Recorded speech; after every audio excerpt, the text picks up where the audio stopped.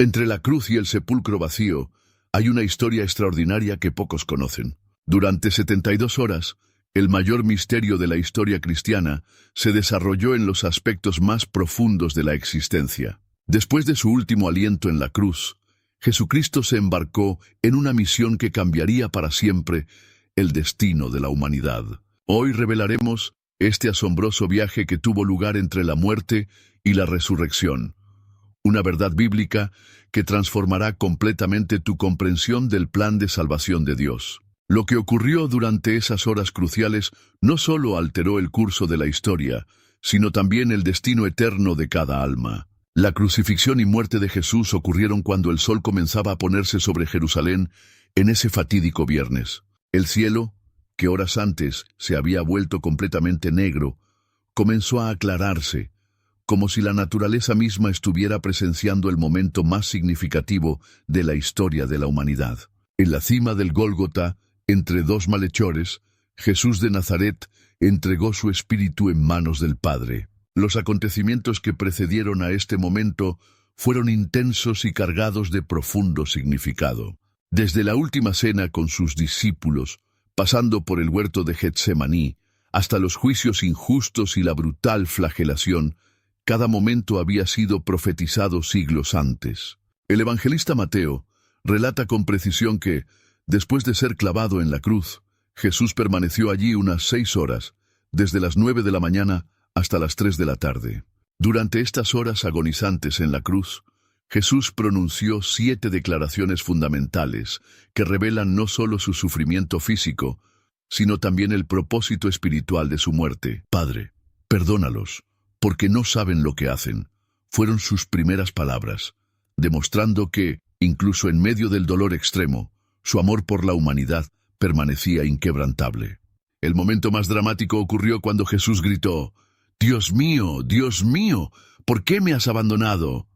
Ese grito de agonía reveló algo mucho más profundo que el dolor físico. Fue el momento en que el Hijo experimentó la separación del Padre, cargando sobre sí el peso de los pecados de toda la humanidad.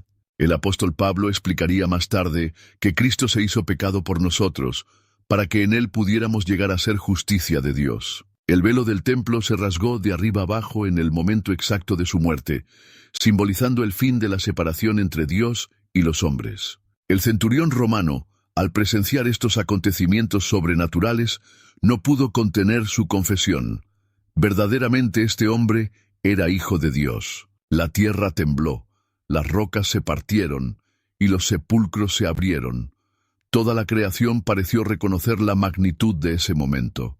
José de Arimatea y Nicodemo, miembros del Sanedrín que seguían a Jesús en secreto, obtuvieron permiso de Pilato para dar sepultura apropiada al cuerpo de Jesús. Con reverencia y amor, envolvieron su cuerpo en lino limpio, con especias aromáticas, siguiendo las costumbres funerarias judías. El nuevo sepulcro excavado en la roca se convirtió en el escenario de lo que sucedería durante los siguientes 3 días. Sin embargo, lo que muchos no entienden es que la muerte física de Jesús fue solo el comienzo de una misión mucho mayor. En el momento en que tu espíritu abandonó tu cuerpo, comenzó un viaje extraordinario. Un viaje a los lugares más profundos de lo espiritual. Las Escrituras nos dan una visión preciosa de lo que sucedió durante este periodo, aunque durante siglos muchos de estos detalles siguieron siendo un misterio para la mayoría de los creyentes. El profeta Isaías había predicho siglos antes que el Mesías sería contado entre los transgresores y derramaría su alma hasta la muerte. Esta muerte no sería solo física, sino una profunda experiencia espiritual que tiene dimensiones que nuestra mente humana apenas puede comprender.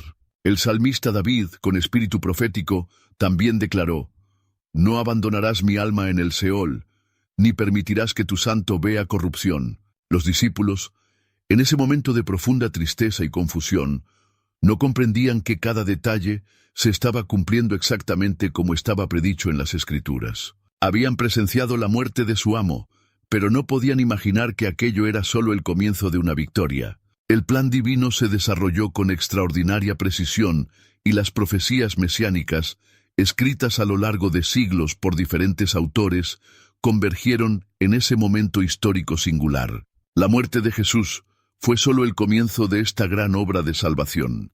Jesús no fue un accidente histórico ni una tragedia inesperada. Fue el cumplimiento minucioso de un plan establecido antes de la fundación del mundo. Al observar los detalles de la crucifixión, cada elemento tiene un significado profundo. La corona de espinas no solo era un instrumento de tortura y humillación, sino que simbolizaba la maldición de la tierra, pronunciada en el Edén, que ahora se estaba revirtiendo. El vinagre ofrecido a Jesús no fue una mera coincidencia, sino un cumplimiento literal del Salmo 69. Incluso el hecho de que ninguno de sus huesos fuera roto, contrariamente a la práctica común romana, cumplió la profecía del Salmo 34. Los evangelios revelan que fenómenos sobrenaturales acompañaron la muerte de Jesús. La oscuridad que cubrió la tierra durante 3 horas no puede explicarse como un eclipse solar ordinario, ya que la Pascua siempre ocurrió durante la luna llena, cuando los eclipses solares son astronómicamente imposibles. Esta fue una señal divina que recordó la oscuridad que cubría Egipto y que marcó otro momento de liberación divina. El terremoto que sacudió Jerusalén en el momento de la muerte de Jesús no fue solo un fenómeno geológico. Las rocas que se partían y las tumbas que se abrían eran presagios de una revolución espiritual que estaba por tener lugar en el reino de los muertos. El evangelista Mateo nos dice que muchos cuerpos de santos resucitaron y se aparecieron a muchos en Jerusalén después de la resurrección de Jesús, un acontecimiento sin precedentes que señaló un cambio fundamental en el orden espiritual. La lanza que atravesó el costado de Jesús, haciendo que brotara sangre y agua, no fue solo un detalle histórico registrado por Juan. Este evento tuvo un profundo significado teológico, confirmando la realidad de su muerte y simbolizando los elementos de purificación y nueva vida que su sacrificio traería. La sangre para la remisión, el agua para la purificación, elementos que la iglesia primitiva reconocería como fundamentales para el nuevo pacto. Las últimas palabras de Jesús en la cruz, todo consumado, resonaron mucho más allá del Gólgota. En griego, tetelestai era una declaración de finalización absoluta, la misma palabra utilizada en los recibos comerciales para indicar que algo había sido pagado en su totalidad. El precio del pecado fue pagado en su totalidad y la deuda de la humanidad fue saldada. Pero eso fue solo el comienzo de un viaje aún más extraordinario. Mientras su cuerpo físico yacía en la tumba de José de Arimatea, custodiado por soldados romanos y sellado con el sello oficial de Roma, algo extraordinario estaba a punto de suceder en el reino espiritual. El velo rasgado en el templo no era solo una señal visible, fue una declaración de que el acceso a Dios ahora estaba abierto. La separación entre lo divino y lo humano había sido definitivamente eliminada. Los discípulos, ocultos y temerosos, no podían imaginar que su maestro estaba a punto de emprender una misión a los lugares más profundos de la existencia espiritual. Mientras lloraban su muerte, Jesús estaba a punto de enfrentarse a los poderes de las tinieblas en su propio territorio. La batalla que comenzó en el jardín del Edén estaba a punto de llegar a su clímax. El silencio del sábado que siguió a la crucifixión fue solo aparente. En los reinos invisibles, una intensa actividad estaba a punto de comenzar. Lo que sucedería en las próximas horas cambiaría para siempre el destino de la humanidad y establecería una nueva realidad espiritual. Jesús estaba a punto de entrar en una dimensión que ningún ser humano había experimentado antes y salir de ella con las llaves de la muerte y del infierno en sus manos.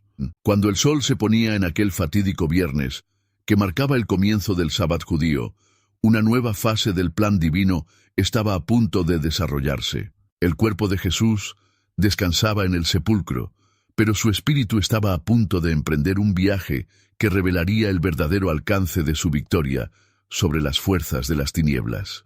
Y es aquí donde nuestra historia entra en un territorio aún más extraordinario, el mundo invisible del seno de Abraham, donde los justos esperaban la llegada del Mesías prometido. El concepto del seno de Abraham, para entender dónde estaba Jesús durante esas 72 horas cruciales, requiere que entendamos un concepto fundamental en la teología judía antigua. El seno de Abraham no era un mero concepto abstracto, sino una realidad espiritual que Jesús mismo validó en sus enseñanzas, más notablemente en la parábola del hombre rico y Lázaro. entre el destino de los justos y de los malvados después de la muerte.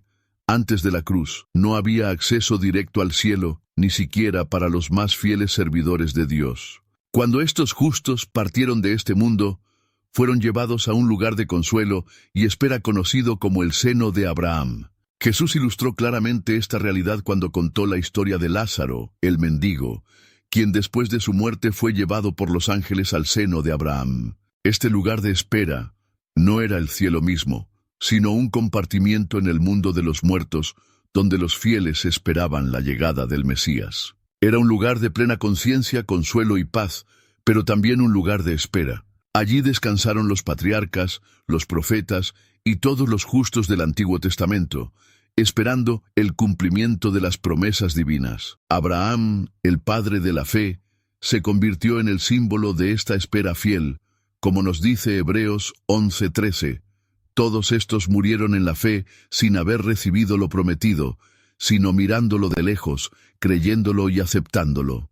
Este pasaje nos revela que incluso los héroes de la fe esperaban algo más grande: la redención que vendría a través del Mesías. La existencia misma del seno de Abraham era un testimonio de la justicia y la misericordia de Dios, cuando el sacrificio máximo aún no se había realizado. El Señor ha provisto un lugar de descanso para aquellos que han muerto en la fe.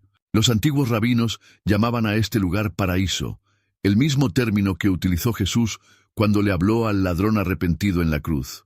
Hoy estarás conmigo en el paraíso. El profeta Samuel, cuando fue llamado de la muerte por el nigromante de Endor, se levantó de la tierra, lo que indica que los justos muertos habitaban en un reino inferior, pero separado del lugar de tormento. Esta distinción es crucial para entender lo que sucedió cuando Jesús descendió a las partes más bajas de la tierra. Los escritos antiguos, aunque no canónicos, nos ayudan a entender cómo los judíos del primer siglo veían esta geografía espiritual. El infierno, o Hades en griego, era visto como un lugar con diferentes compartimentos, uno para los justos y otro para los malvados, separados por un gran abismo, tal como lo describió Jesús en su parábola. Cuando David profetizó, «No desampararás mi alma» en el Salmo 16:10, estaba expresando no solo su propia esperanza, sino la esperanza de todos los justos que esperaban en el seno de Abraham. Esta profecía se cumpliría en Cristo, quien no solo visitaría el mundo de los muertos, sino que transformaría completamente su propósito y función. El concepto del seno de Abraham nos ayuda a comprender por qué fue necesario que Jesús, después de su muerte, descendiera primero a las partes más bajas de la tierra antes de ascender al cielo. Había una multitud de almas justas esperando su liberación, esperando el momento en que el Mesías completaría su obra redentora. La espera en el seno de Abraham no fue pasiva. Los justos eran plenamente conscientes y comprendían el plan divino que se estaba desarrollando en la tierra. Jesús lo indicó cuando mencionó que Abraham vio su día y se alegró. Esta conciencia activa hizo del seno de Abraham no solo un lugar de espera, sino también de creciente anticipación. Los profetas que allí descansaban habían predicho con todo lujo de detalles la venida del Mesías. Isaías había hablado del siervo sufriente, Daniel había calculado las semanas que antecederían a su venida, y ahora todas estas profecías se estaban cumpliendo ante sus ojos espirituales. La llegada de Jesús al seno de Abraham sería la culminación de siglos de espera fiel. Cuando Jesús le declaró al ladrón arrepentido, «Hoy estarás conmigo en el paraíso», estaba a punto de liderar la mayor liberación que el reino espiritual jamás había presenciado. El seno de Abraham, que durante tanto tiempo había servido como sala de espera celestial, estaba a punto de experimentar una transformación radical. Esta transformación sería tan profunda como la obra de la cruz misma. Durante milenios, este lugar ha sido un testimonio de la justicia y la misericordia de Dios. Justicia, porque el pecado aún no había sido expiado definitivamente, y misericordia, porque Dios proporcionó un lugar de consuelo para los fieles que esperaban. Los santos del Antiguo Testamento habían muerto con una fe que miraba hacia el futuro, como Abraham, Isaac, Jacob, José, Moisés, David, Samuel, Isaías y todos los demás. Antes de la cruz, no había acceso directo al cielo, ni siquiera para los servidores más fieles de Dios después de la muerte. Los justos fueron llevados a un lugar de consuelo y espera conocido como el seno de Abraham. Jesús explicó claramente esta realidad cuando contó la historia de Lázaro el mendigo, quien después de su muerte fue llevado por los ángeles al seno de Abraham. Este lugar no era el cielo mismo, sino un compartimiento en el mundo de los muertos, donde los justos esperaban la llegada del Mesías. Era un espacio de plena conciencia, consuelo y paz, pero también un lugar de espera. Allí descansaron los patriarcas, los profetas y todos los justos del Antiguo Testamento, esperando el cumplimiento de las promesas divinas. Abraham, el padre de la fe, se convirtió en el símbolo de esta espera fiel, como se describe en Hebreos 11:13. Todos estos murieron en la fe sin haber recibido lo prometido, sino mirándolo de lejos, y creyéndolo, y aceptándolo.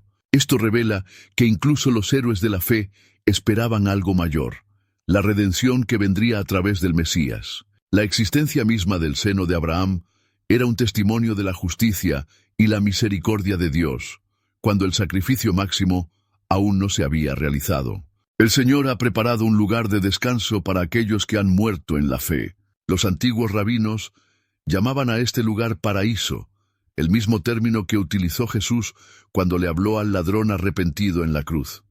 Hoy estarás conmigo en el paraíso. El profeta Samuel, cuando fue llamado de la muerte por el nigromante de Endor, se levantó de la tierra, lo que indica que los justos muertos habitaban en un reino inferior, pero separado del lugar de tormento. Esta distinción es esencial para entender lo que sucedió cuando Jesús descendió a las partes más bajas de la tierra. Los escritos antiguos, aunque no canónicos, nos ayudan a entender cómo los judíos del primer siglo veían esta geografía espiritual. El infierno o Hades en griego era visto como teniendo compartimentos separados, uno para los justos y otro para los malvados, divididos por un gran abismo, tal como Jesús lo describió en su parábola. Cuando David profetizó, «No dejarás mi alma» en el Salmo 16:10, no solo estaba expresando su propia esperanza, sino también la de todos los justos que esperaban en el seno de Abraham. Esta profecía se cumpliría plenamente en Cristo, quien no solo visitaría el mundo de los muertos, sino que transformaría completamente su propósito y función. El concepto del seno de Abraham nos ayuda a entender por qué fue necesario que Jesús descendiera primero a las partes más bajas de la tierra después de su muerte, antes de ascender al cielo. Había una gran multitud de almas justas esperando su liberación, esperando el momento en que el Mesías completaría su obra redentora. La espera en el seno de Abraham no fue pasiva. Los justos mantuvieron plena conciencia y comprensión del plan divino que se estaba desarrollando en la tierra. Jesús indicó esto cuando dijo que Abraham vio su día y se alegró. Esta conciencia activa hizo que el seno de Abraham no fuera solo un lugar de espera, sino de creciente anticipación. Los profetas que allí descansaron habían predicho con detalle la venida del Mesías. Isaías había hablado del siervo sufriente. Daniel había calculado las semanas que antecederían a su venida, y ahora todas estas profecías se estaban cumpliendo ante sus ojos espirituales. La llegada de Jesús al seno de Abraham sería la culminación de siglos de espera fiel. Cuando Jesús le dijo al ladrón arrepentido, «Hoy estarás conmigo en el paraíso», estaba a punto de liderar la mayor liberación que el reino espiritual haya presenciado jamás. El seno de Abraham, que durante tanto tiempo había servido como sala de espera celestial, estaba a punto de sufrir una transformación radical. Esta transformación sería tan profunda como la obra de la cruz misma. Durante milenios, este lugar ha sido un testimonio de la justicia y la misericordia de Dios.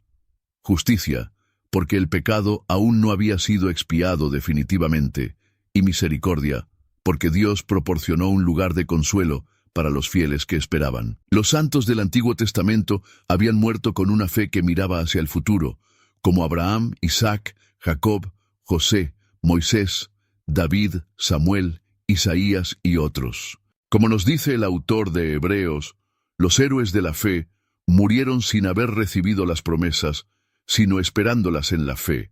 Hebreos 11, 13. Su presencia en el seno de Abraham fue un testimonio de la fidelidad de Dios y del carácter progresivo de su revelación. Jesús, en sus enseñanzas en la tierra, estableció claramente la diferencia entre el estado temporal de los muertos antes de su obra redentora y lo que vendría después. Cuando dijo, «En la casa de mi Padre muchas moradas hay», Juan 14:2, se refería a una realidad futura que se realizaría a través de su muerte y resurrección. La visión judía del primer siglo de la geografía espiritual del mundo de los muertos era compleja pero ordenada. El Sheol no era un lugar caótico, sino un reino ordenado donde la justicia divina se manifestaba incluso en la muerte. El gran abismo, mencionado en la parábola del hombre rico y Lázaro, Lucas 16:26, ilustró la clara separación entre los justos y los malvados, incluso en el mundo de los muertos. Los antiguos rabinos enseñaban que el seno de Abraham era un lugar donde los justos podían continuar su crecimiento espiritual a través de la contemplación de la Torá y la comunión con los patriarcas. Esta comprensión nos ayuda a comprender por qué, cuando Jesús bajó allí, no encontró almas en estado inconsciente, sino espíritus alerta y expectantes. La mención de ángeles en el seno de Abraham, en la parábola cuando llevaron a Lázaro, sugiere que este era un reino de protección divina directa. No era un lugar de abandono, sino de cuidadosa preservación de los fieles que morían en la fe. Los ángeles, como espíritus ministradores enviados para servir a los que serán herederos de la salvación, Hebreos 1:14, continuaron su ministerio también en este plano espiritual. Cuando los profetas del Antiguo Testamento hablaban del Seol, a menudo lo describían como un lugar de silencio en relación con Dios, no porque las almas estuvieran inconscientes, sino porque la plena alabanza y la comunión directa con Dios todavía esperaban la obra redentora de Cristo. Como escribió el salmista, «Porque en la muerte no hay memoria de ti. En Sheol, ¿quién te alabará?». Salmo 6:5. Esta realidad estaba a punto de cambiar radicalmente. La llegada de Jesús al seno de Abraham no sería una simple visita, sino el comienzo de una gran liberación. El autor de Hebreos nos dice que Cristo vino para destruir mediante su muerte al que tenía el imperio de la muerte, es decir, al diablo, y para librar a todos los que por el temor de la muerte estaban sujetos a esclavitud durante toda su vida. Hebreos 2:14-15. Había llegado el momento para que el seno de Abraham cumpliera su propósito final. Durante siglos, el seno de Abraham había sido un lugar de espera celestial, donde los justos eran guardados hasta el momento apropiado. Ahora, con la llegada del Mesías victorioso, este lugar estaba a punto de convertirse en el escenario del mayor éxodo espiritual de la historia, mayor incluso que la liberación de Egipto. Los santos del Antiguo Testamento estaban a punto de ver el cumplimiento de todo lo que habían profetizado y esperado. El seno de Abraham, que había sido un lugar de esperanza, estaba a punto de convertirse en el punto de partida de un viaje triunfal hacia el cielo. Esta comprensión del seno de Abraham es fundamental para entender lo que ocurrió en los 3 días entre la muerte y la resurrección de Jesús. No fue un período de inactividad, sino de intensa actividad espiritual que cambiaría para siempre el destino de las almas de los justos. Después de entregar su espíritu en las manos del Padre, Jesús comenzó un viaje que lo llevaría a las profundidades de la existencia espiritual. Su descenso al Hades no fue una derrota, sino una parte esencial del plan de redención de Dios. Como más tarde testificaría el apóstol Pedro, muerto en la carne, pero vivificado en el espíritu, en el cual también fue y predicó a los espíritus encarcelados. 1 Pedro 3, 18-19. Este descenso a Hades representó mucho más que una simple visita al mundo de los muertos. Fue una invasión deliberada de territorio enemigo, una demostración de autoridad sobre los poderes de la oscuridad. Pablo, en Efesios, nos revela que Jesús descendió primero a las partes más bajas de la tierra. Efesios 4:9.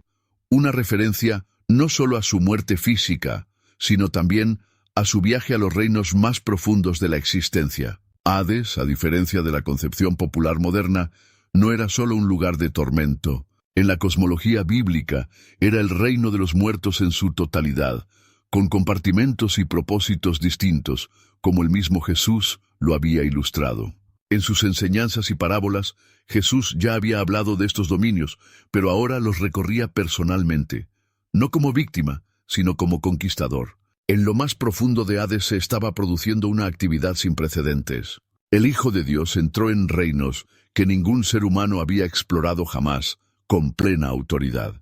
Las palabras del salmista adquirieron un nuevo significado. Aunque ande en valle de sombra de muerte, no temeré mal alguno, porque tú estarás conmigo. Salmo 23:4. Los poderes de la oscuridad, que durante milenios habían mantenido su autoridad sobre el reino de los muertos, ahora enfrentaban su mayor desafío. El texto de Colosenses nos revela que Cristo desarmó a los principados y potestades, exponiéndolos públicamente al desprecio y triunfando sobre ellos en la cruz. Colosenses 2:15. Esta victoria no se limitó al Calvario, sino que se extendió hasta las profundidades del Hades. La autoridad con la que Jesús entró al Hades fue absoluta, como se afirma en Apocalipsis 1:18, pues él tenía las llaves de la muerte y del Hades, un símbolo poderoso de su soberanía total sobre estos reinos. Esta no fue una batalla por la victoria, porque la victoria ya había sido ganada en la cruz. Fue una proclamación de triunfo en los propios dominios del enemigo. Mientras su cuerpo físico descansaba en la tumba sellada, el Espíritu de Cristo estaba extremadamente activo. El texto de 1 Pedro 3:18-20 nos revela que Él predicó a los espíritus encarcelados, que en otro tiempo eran desobedientes. Esta predicación no fue una oferta de salvación póstuma, sino una proclamación solemne de su victoria y autoridad. Fue el anuncio oficial de que se había establecido un nuevo régimen en el reino de los muertos. El descenso de Jesús al Hades cumplió varias profecías del Antiguo Testamento.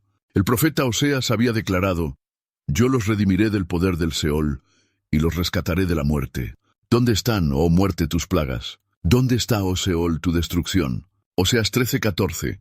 Esta profecía se cumplió ahora literalmente en las acciones de Cristo. El impacto de este descenso fue cósmico. Pablo escribe que cuando ascendió a lo alto, llevó cautiva la cautividad. Efesios 4:8. Esta frase sugiere que Jesús no solo visitó el Hades, sino que liberó a los que estaban cautivos, liderando un éxodo espiritual sin precedentes hacia los reinos inferiores. Se estaba produciendo una revolución. Las estructuras de poder que habían gobernado el mundo de los muertos desde la caída estaban siendo completamente reorganizadas. El autor de Hebreos nos enseña que Cristo vino para destruir a aquel que tenía el imperio de la muerte, es decir, al diablo. Hebreos 2:14. Esta destrucción no significó aniquilación, sino la completa neutralización de su autoridad.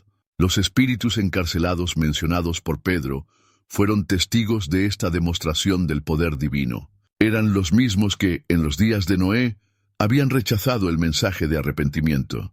Ahora, se vieron obligados a reconocer la supremacía de Cristo, como escribiría Pablo, para que en el nombre de Jesús se doble toda rodilla de los que están en los cielos y en la tierra y debajo de la tierra.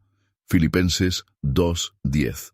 El viaje de Jesús a través de Hades también revela algo profundo sobre la naturaleza de su misión redentora. Él no solo murió por nosotros, sino que descendió a las profundidades más extremas de la existencia para asegurar que ningún aspecto de la experiencia humana estuviera fuera del alcance de su redención, como dice el Salmo 139:8.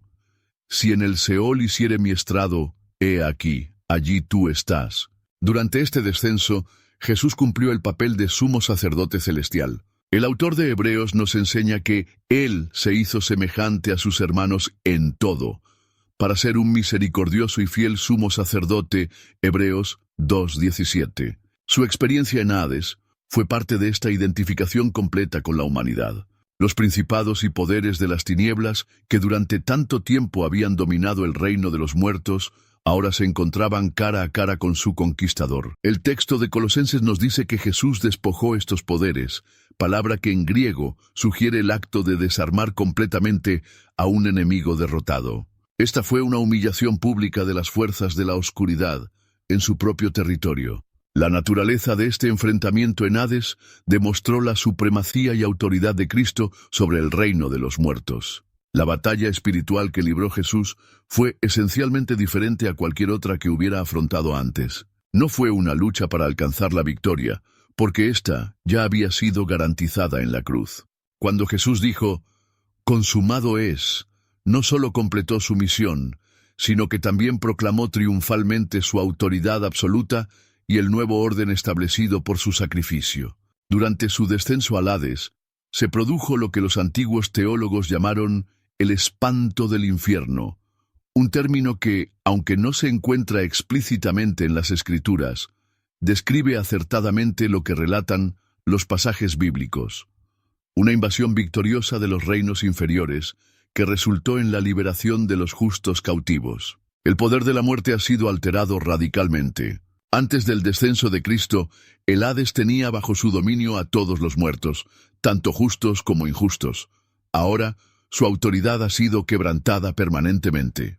Como Jesús declararía más tarde en Apocalipsis 1:18, «Estuve muerto, pero ahora vivo por los siglos de los siglos, y tengo las llaves de la muerte y del Hades». Esta transformación en el reino de los muertos tuvo profundas implicaciones para toda la creación. Pablo, en Romanos, afirma que la creación misma será liberada de la esclavitud de la corrupción, Romanos 8:21. El descenso de Jesús al Hades fue parte fundamental de esta liberación cósmica, impactando no solo el destino de las almas humanas, sino también la estructura de la realidad espiritual. Los 3 días que Jesús pasó en el corazón de la tierra estuvieron marcados por una intensa actividad espiritual.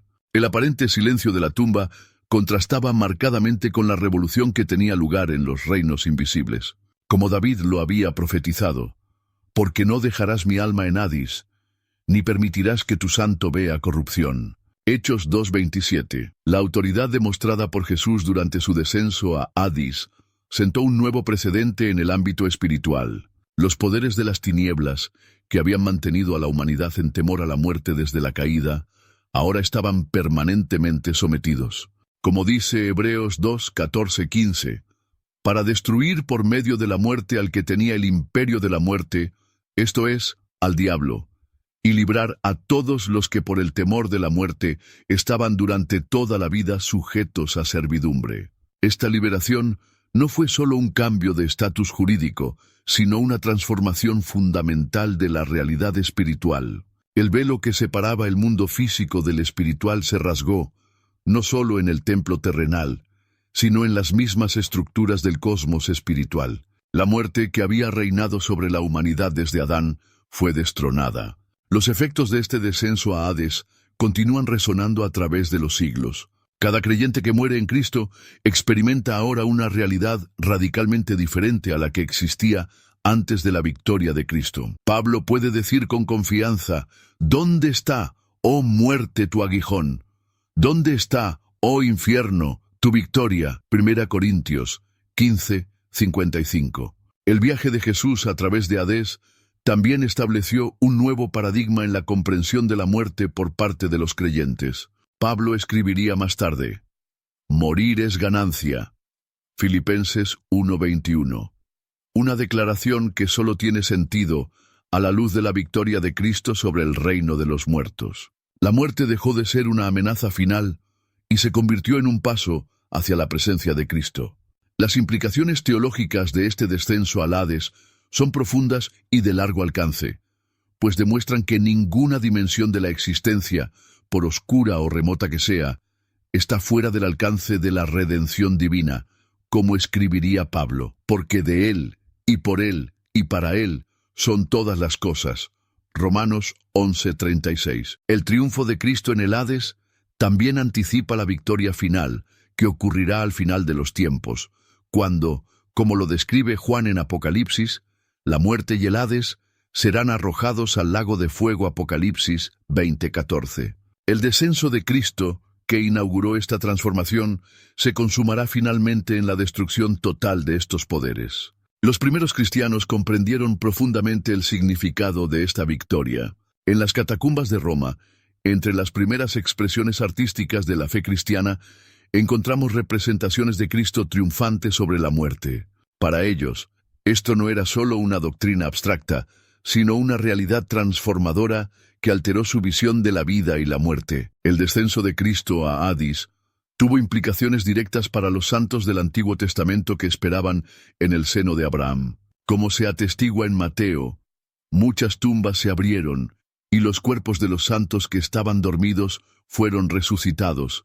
Mateo 27:52. Este fue solo el comienzo de una liberación mucho mayor que estaba por venir. El descenso de Cristo a Adís Abeba marcó el punto en el que la muerte perdió su autoridad última sobre la humanidad. Como diría Pablo, el último enemigo en ser destruido es la muerte. 1 Corintios 15:26. Esta destrucción comenzó cuando Cristo entró victorioso en el reino de los muertos, proclamando su autoridad suprema sobre todos los poderes y dominios. Con esto termina este capítulo crucial sobre el descenso de Jesús al Hades, no como una derrota, sino como una demostración plena de victoria y autoridad que transformó para siempre la realidad espiritual y el destino de la humanidad. El siguiente capítulo nos llevará a explorar cómo esta victoria se manifestó al predicar a los muertos y liberar a los cautivos. La predicación de Cristo a los muertos es uno de los aspectos más profundos e intrigantes de su misión en los 3 días entre la cruz y la resurrección. El apóstol Pedro nos da el testimonio más directo de este acontecimiento cuando escribe: «Por esto también fue predicado el Evangelio a los muertos, para que siendo juzgados en carne según los hombres, vivan en espíritu según Dios». 1 Pedro 4:6.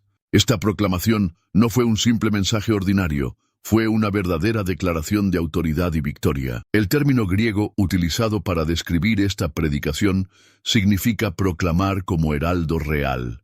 Jesús no estaba haciendo una invitación, sino anunciando un decreto divino que cambiaría permanentemente el destino de las almas que lo esperaban. Para los espíritus encarcelados, mencionados en 1 Pedro 3:19-20, esta predicación tenía un carácter especialmente solemne. Estos eran aquellos que habían sido desobedientes en el pasado, cuando la paciencia de Dios esperaba en los días de Noé. El mensaje que les fue dirigido no era de salvación, sino de proclamación definitiva de la victoria divina y de la vindicación de la justicia de Dios en el seno de Abraham. Por otro lado, para los justos que esperaban en esperanza, la predicación adquirió un carácter diferente. Fue el tan esperado anuncio de su liberación. Como afirmó Jesús en la parábola del hombre rico y Lázaro, había un abismo entre los compartimentos de Adís Abeba, Lucas 16:26, y su predicación respetó esta distinción fundamental. La naturaleza de esta predicación a los muertos reveló aspectos profundos del carácter y el propósito de Dios. En primer lugar, demostró que la justicia divina se extiende más allá de los límites de la muerte, como Pablo escribiría más tarde. Para esto murió y volvió a vivir, para ser Señor así de los muertos como de los que viven. Romanos 14:9. El contenido de esta proclamación a los justos debe haber sido glorioso. Imaginemos el momento en que Abraham, que vio el día de Cristo y se regocijó en Juan 8:56, finalmente presenció el cumplimiento de todas las promesas. Moisés, quien escribió acerca del profeta venidero en Deuteronomio 18:15, ahora se encontraba cara a cara con el cumplimiento de su propia profecía. David, quien había profetizado: «No dejarás mi alma» en el Salmo 16:10, ahora entendió plenamente el significado de sus propias palabras inspiradas. Isaías, que previó al siervo sufriente en Isaías 53, contempló el cumplimiento de su visión profética en toda su gloria. La predicación de Cristo en este contexto no era meramente informativa, ella fue transformadora. El autor de Hebreos nos dice que estos santos del Antiguo Testamento, todos los cuales murieron en la fe sin haber recibido las promesas, habiéndolas visto de lejos y creído en ellas, las acogieron. Hebreos 11:13. Ahora, finalmente, las promesas se estaban cumpliendo ante sus ojos. Para los espíritus desobedientes, la predicación tenía otro propósito. Era una demostración del triunfo de la justicia divina y una reivindicación de la fidelidad de Dios. Como escribiría Pablo, para que en el nombre de Jesús se doble toda rodilla de los que están en los cielos y en la tierra y debajo de la tierra. Filipenses 2:10. Esta proclamación también sentó un nuevo precedente en el ámbito espiritual. El poder de la muerte, que había mantenido a toda la humanidad en sujeción desde la caída, estaba siendo desafiado y vencido, como declara Hebreos, para destruir por medio de la muerte al que tenía el imperio de la muerte, es decir, al diablo. Hebreos 2:14. La predicación a los muertos demostró que el Evangelio de Cristo trasciende todas las limitaciones de la muerte. La predicación de Cristo en los reinos espirituales tuvo un impacto revolucionario, cambiando las estructuras de poder que habían gobernado el mundo de los muertos desde la caída. Como escribió Pablo, «Estoy seguro de que ni la muerte ni la vida nos podrán separar del amor de Dios, que es en Cristo Jesús Señor nuestro». Romanos 8:38-39. La autoridad de Cristo, que había sido ganada en la cruz, se manifestó plenamente en su predicación a los muertos.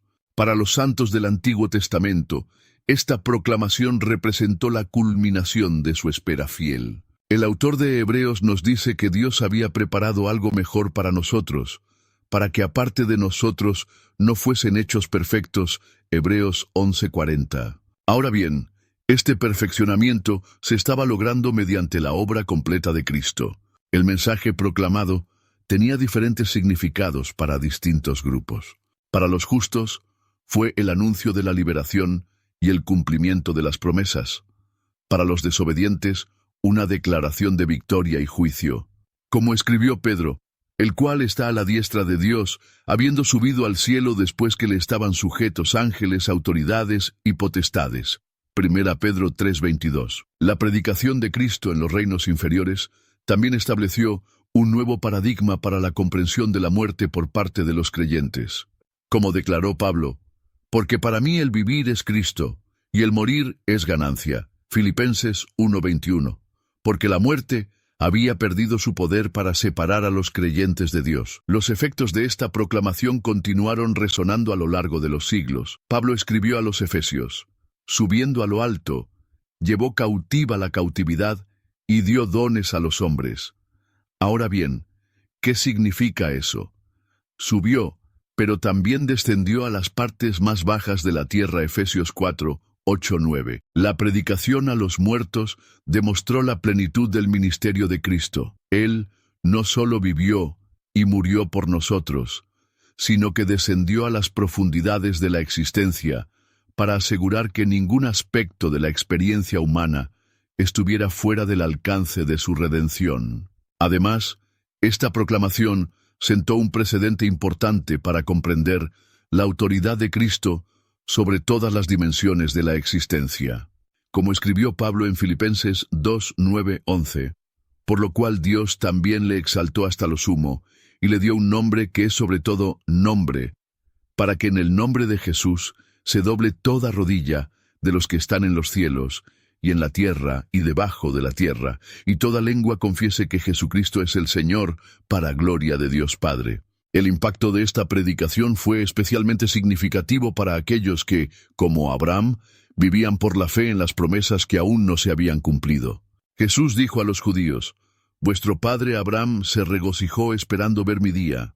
Lo vio y se alegró». Juan 8:56. Ahora bien, esta alegría se estaba realizando plenamente en el encuentro directo con el Mesías prometido. La proclamación a los espíritus encarcelados también sirvió como una reivindicación pública de la justicia de Dios. Aquellos que habían rechazado la predicación de Noé ahora se vieron obligados a presenciar el triunfo final de la verdad que habían despreciado. Como escribió Pedro, «También a los muertos fue predicado el Evangelio, para que siendo juzgados en carne según los hombres, vivan en espíritu según Dios». 1 Pedro 4:6. Esta predicación estableció una nueva realidad espiritual que cambiaría para siempre el destino de las almas de los creyentes después de la muerte. Pablo escribió con confianza a los tesalonicenses, «Porque si creemos que Jesús murió y resucitó, así también traerá Dios con Jesús a los que durmieron en él». 1 Tesalonicenses 4:14. El poder transformador de esta proclamación no se limitó al momento histórico en cuestión. Sus efectos continúan influyendo en la manera en que los creyentes ven la muerte y la vida después de la muerte. Como dijo Pablo, «Porque para mí el vivir es Cristo, y el morir es ganancia». Filipenses 1:21. Este capítulo de la misión de Cristo representa una de las demostraciones más profundas del amor y la justicia de Dios. Él no solo murió por nosotros, sino que se aseguró de que su mensaje de victoria fuera proclamado en cada dimensión de la existencia, asegurando que ningún aspecto de la experiencia humana estuviera fuera del alcance de su redención. Yo soy el que vive, estuve muerto, y he aquí que vivo por los siglos de los siglos, y tengo las llaves de la muerte y del Hades. Apocalipsis 1:18. Esta poderosa declaración de Cristo resucitado resume uno de los mayores logros de su misión durante los 3 días entre su crucifixión y resurrección: la adquisición de las llaves de la muerte y del Hades. El simbolismo de las llaves es profundo en el lenguaje bíblico, ya que representan autoridad, control y el poder de abrir y cerrar. Cuando Jesús afirma poseer estas llaves, está declarando su autoridad absoluta sobre los reinos de la muerte. Esta autoridad no es temporal ni delegada, sino adquirida definitivamente a través de su muerte y victoria en el descenso al Hades. La imagen de las llaves también hace referencia a las palabras de Jesús a Pedro: «Te daré las llaves del reino de los cielos». Mateo 16:19. Ahora, a través de su muerte y descenso al Hades, Jesús demostró que su autoridad no se limitaba al reino de los cielos, sino que se extendía también a los dominios de la muerte. La diferencia es notable. Las llaves del reino fueron dadas a los apóstoles, pero las llaves de la muerte y del Hades están exclusivamente en sus manos. Esta conquista de las llaves representó un cambio radical en el dominio espiritual sobre la humanidad, como afirma Hebreos, para destruir por medio de la muerte al que tenía el imperio de la muerte, esto es, al diablo, y librar a todos los que por el temor de la muerte estaban durante toda la vida sujetos a servidumbre. Hebreos 2:14-15. La adquisición de estas llaves significó una transferencia definitiva de autoridad en el ámbito espiritual. Antes de la cruz, Satanás tenía el dominio de la muerte, no por derecho, sino a causa del pecado de la humanidad, como explica Pablo. Por tanto, como el pecado entró en el mundo por un hombre, y por el pecado la muerte, así la muerte pasó a todos los hombres, por cuanto todos pecaron. Romanos 5:12. Esta autoridad sobre la muerte, que el enemigo había usurpado mediante el pecado de Adán, fue arrebatada definitivamente de sus manos durante el descenso de Cristo al Hades. Como escribió Pablo en Colosenses 2:15, y despojando a los principados y a las potestades, los exhibió públicamente, triunfando sobre ellos en la cruz.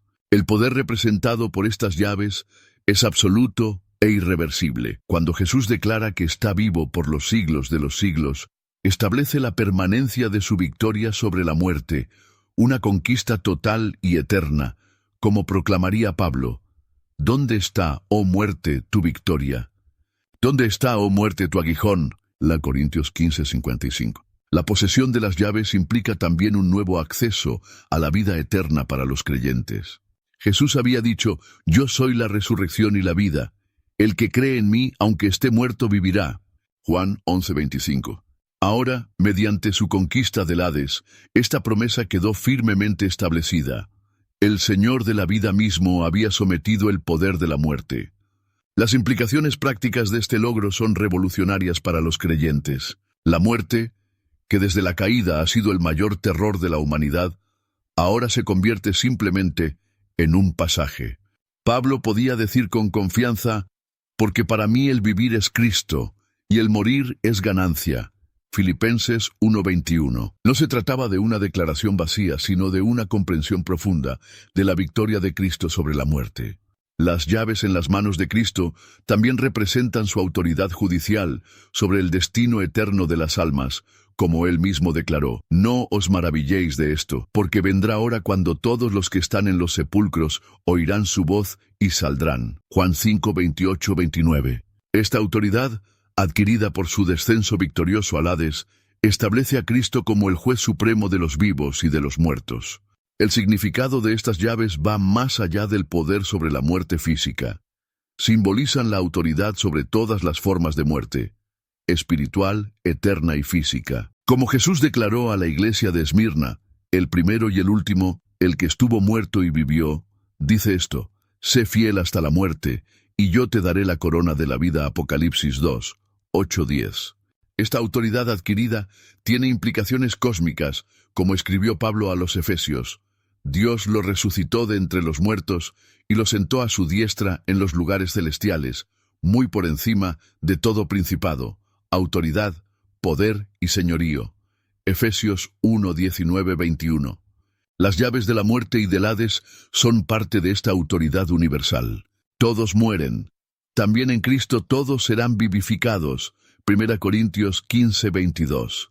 La posesión de las llaves por parte de Cristo garantiza que la muerte no tiene la última palabra sobre los que confían en Él. Su autoridad sobre la muerte transforma profundamente la manera en que los cristianos afrontan el sufrimiento y la persecución. Jesús ya había dicho: no temáis a los que matan el cuerpo, pero el alma no pueden matar. Mateo 10:28. Ahora, con las llaves de la muerte en sus manos, esta exhortación cobra aún más significado. La obtención de las llaves también establece a Cristo como el único mediador entre Dios y los hombres, como afirmaría Pablo, porque hay un solo Dios y un solo mediador entre Dios y los hombres, Jesucristo hombre. 1 Timoteo 2:5. Su autoridad sobre la muerte y el Hades es parte de esta mediación única. La posesión por Cristo de las llaves de la muerte y del Hades representa no solo una victoria histórica, sino también una realidad presente y una garantía futura. Está presente porque Cristo ahora ejerce plena autoridad sobre los reinos de la muerte, como Él declaró: yo soy la resurrección y la vida. El que cree en mí, aunque muera, vivirá. Juan 11:25. Es también una garantía futura, pues asegura la resurrección final de todos los que creen en Él. Las llaves en sus manos son el testimonio eterno de que la muerte ha sido derrotada. Ya no es un terror insuperable, sino una puerta que solo puede abrirse o cerrarse por la voluntad de quien se ha ganado el derecho a poseer esas llaves. Como Pablo proclamaría triunfalmente: sorbida es la muerte en victoria. 1 Corintios 15:54. Esta autoridad adquirida por Cristo durante esos 3 días cruciales entre su muerte y resurrección sigue siendo un ancla inquebrantable para la fe cristiana. Las llaves de la muerte y del Hades en sus manos son el sello definitivo de su victoria y la garantía eterna de nuestra esperanza en la resurrección. El momento decisivo había llegado. Después de 3 días de intensa actividad en los reinos espirituales, el cuerpo de Jesús aún descansaba en la tumba sellada, pero una transformación gloriosa estaba a punto de ocurrir. La victoria obtenida en los reinos invisibles estaba a punto de manifestarse en el mundo visible a través del acontecimiento más extraordinario de la historia: la resurrección. Esta victoria final no fue solo el regreso a la vida de un cuerpo muerto, sino la demostración suprema del poder de Dios sobre todas las fuerzas del mal, la muerte y el pecado. Como Pablo declararía más tarde, Él fue declarado Hijo de Dios con poder, según el Espíritu de Santidad, por la resurrección de entre los muertos. Romanos 1:4. El poder que operó en la resurrección de Jesús fue el mismo poder que había creado el universo. Pablo oró por los efesios, para que conocieran la supereminente grandeza de este poder para con nosotros los que creemos, según la operación del poder de su fuerza, el cual operó en Cristo, resucitándole de los muertos. Efesios 1:19-20. Esta victoria final fue el sello divino de todo lo que Jesús había logrado durante su descenso al Hades, como proclamaría el apóstol Pedro en el día de Pentecostés, al cual Dios levantó, sueltos los dolores de la muerte, por cuanto era imposible que ella retuviera su poder. Hechos 2:24.